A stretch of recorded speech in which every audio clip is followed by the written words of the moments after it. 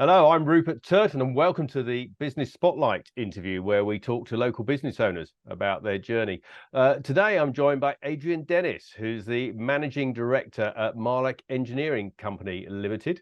They've been in business for 45 years now, doing renewable energy, which makes them the longest established in that sector in the UK. Adrian's the relatively new boy, taking over as MD in April 2021. So, Adrian, hello. Good morning. How are you doing? I'm good. Yourself? I'm good, thank you. Yeah. So, first of all, just to explain the story of Marlec and your involvement with them as well. Okay. Yeah. So Marlec was founded back in 1978, Mhm. and initially was founded because the original owner and founder of the business had horses, and he had quite a lot of horses and a lot of fields, and had them held in with electric fences, and he had to keep going out to change the batteries on his electric fences. So he decided there'd be a better way of doing it, and developed a micro wind turbine that would charge his batteries and save him having to go out and change them, and hence Marlec was born. And obviously we've come a very long way away from keeping horses behind electric fences, but yeah, it's quite an entertaining story of how it first came about. Nowadays, we're a very different business. So we still manufacture the wind turbines here in our factory in Corby. They go all over the world. We export to 54 countries around the globe currently. And our two largest markets at the moment are France and Japan. We're quite proud of being exporters to Japan. So the wind turbines start at a 504 mil diameter and go up to 1.8 meters. And they're all used for off-grid power of some form or other. So a lot into marine. So if you have a reasonable size yacht and you need to charge your onboard batteries on longer journeys, the chances are you have Marlec wind turbines and Marlec solar panels to do that for you.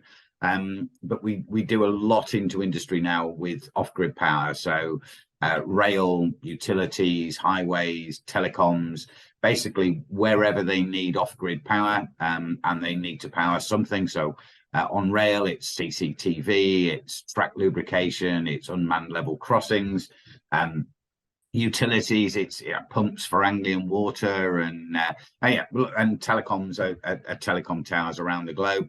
So yeah, basically where somebody has something that they need to power, and it's a reasonable distance away from available on-grid power, then it's generally Marlec that they call. Okay.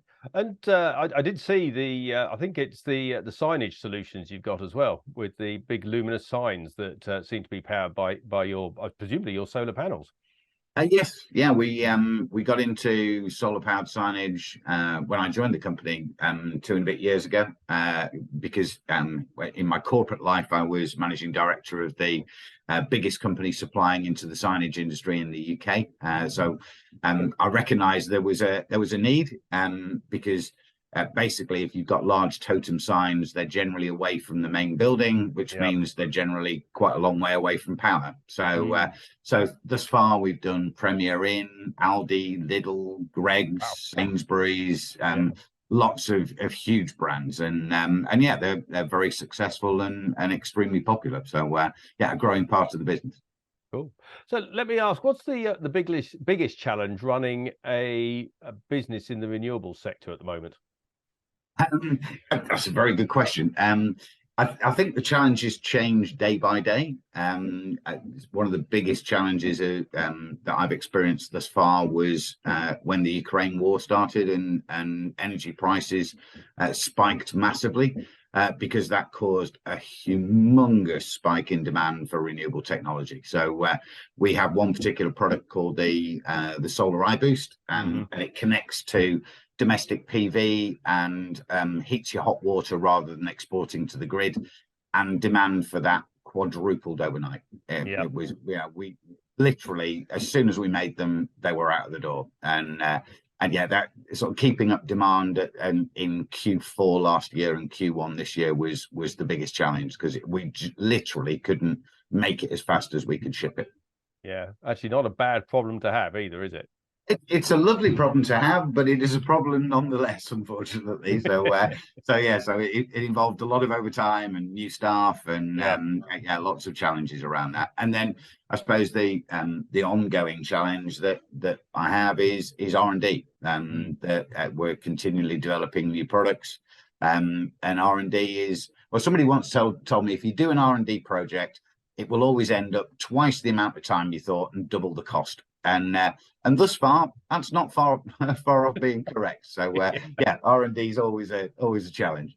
Yeah. Okay. So what's been your biggest learning since you've been a managing director? I know you've been doing it for a number of companies over a number of years as well. So you must have some fairly substantial learnings in that time.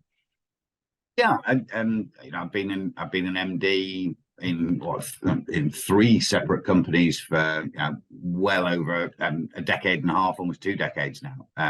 One in very big corporate, one an SME, and Marlec is part of a larger group, and I'm managing director of some other companies in the group as well. And yeah, I think the one bit of advice I'd give to any other managing director, or two bits of advice, I suppose.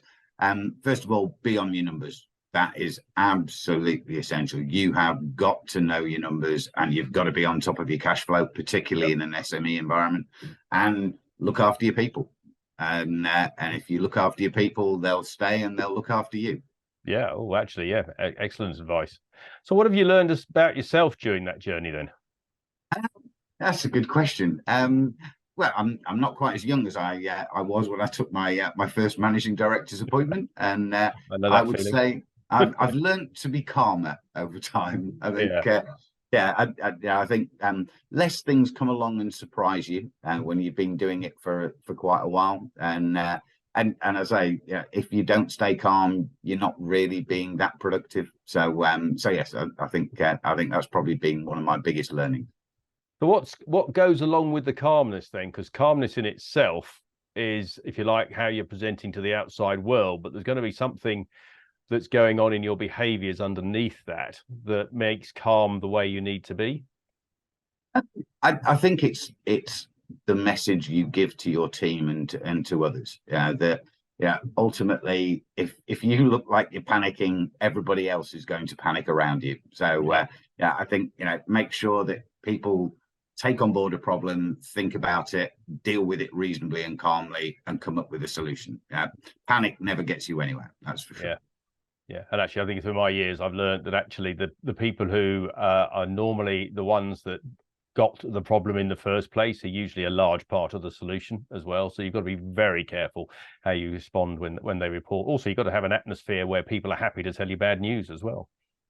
Yeah, exactly. If you do have a hierarchical management system and you're surrounded by yes people, that is not going to be beneficial for the long-term growth of the business whatsoever.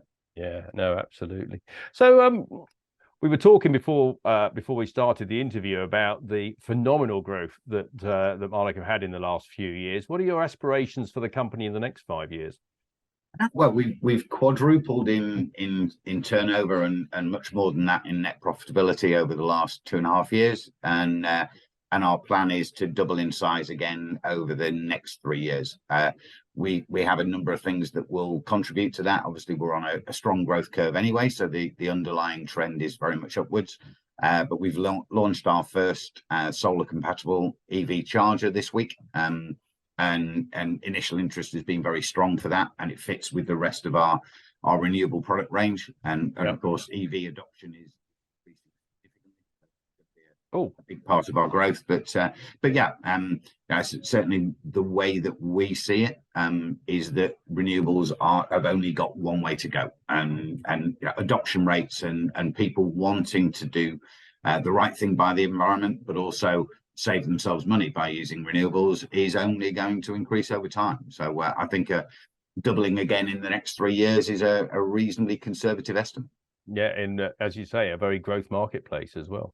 Yes, yeah, very true, very true. And we're fortunate that we are not beset by a huge amount of competition. Wind turbine manufacturers in the UK are relatively rare, and the ability and the skill we have around off-grid power. I'm not aware of any other company in the UK that has the ability that Marlec does. So a very well-defined niche that you're operating in as well. Yes, yeah, And very, and very much in demand. Yeah, and a reputation that's been built since 1978. Yeah, cool. You couldn't describe us as a fly-by-night company. No, that's true. So what would you say to anyone thinking of going into business for themselves? Yeah, be ready for long hours, a lot of stress, and a huge amount of commitment.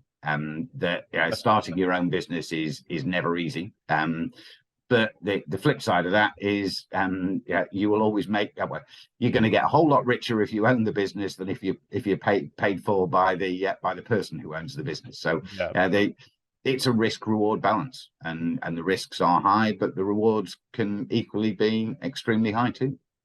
Interesting. So fundamentally, it sounds like your perspective is very much about the financial gain. I think for a lot of people starting their own business, there are other factors. The fact that they're master of their own destiny, and they're not constrained by corporate rules and the slippery pole. But I think ultimately the level of commitment, the hours, and the stress that goes into starting your own business, then hopefully the financial rewards should compensate people for them. Yeah. Okay. Different tack now. So who is the first person that comes to mind when you think about success? Oh, that's a very good question. I'm afraid I'm going to give rather a stock answer. I'd say Richard Branson. Okay, why? I think what he's achieved is incredible. His ability to diversify is exceptional. He started off with a record label and then into record stores, and now it's airlines and private islands and hot air balloon experiences. It's his portfolio of businesses is huge, and he's made a phenomenal success of it, and seems to have retained his both his sense of humor and his family, and achieving that is no mean feat. Yeah, as you started to answer my follow-up question there as well. So I was going to say, what qualities do you think make Richard Branson so successful then? I think he's hugely charismatic. I think people follow him, and I think that's helped him. And clearly, by the way that he's got such a broad, diversified group of businesses, he is employing the right people to manage them and not being hands-on. He's employing the right people and trusting them to get on with the job. And I think that is, if you're going to build anything to scale, that is absolutely essential. Yeah. So Adrian, it's been great talking to you. Before we go, if anyone's interested in the products that Marlec make, how do they contact you guys? I think website is always the first port of call, which is www.marlec.co.uk. We're also available on LinkedIn, on Instagram, onto all the usual social media. But certainly, I would say the website would be the best place to go looking in the first instance. Cool, excellent. Adrian Dennis, Managing Director at Marlec Engineering. Thank you for your time today. It's been fascinating. It's a pleasure. Thank you for your time, Rupert.